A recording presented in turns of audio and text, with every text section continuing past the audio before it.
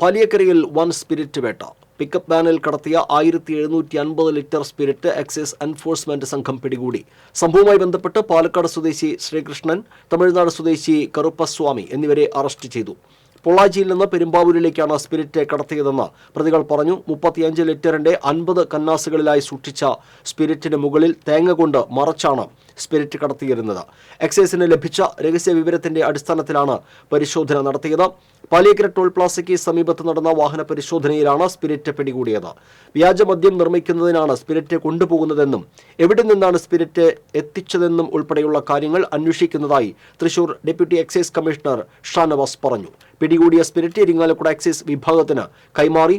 State excise enforcement squad assistant excise commissioner T Anilkumar, squad അംഗങ്ങളായ circle inspector G Krishnakumar, excise ഇൻസ്പെക്ടർമാരായ T R Mukesh Kumar, S Madhusoodanan Nair, K V Vinod, R G Rajesh എന്നിവർ spirit പിടികൂടിയ സംഘത്തിലുണ്ടായിരുന്നു.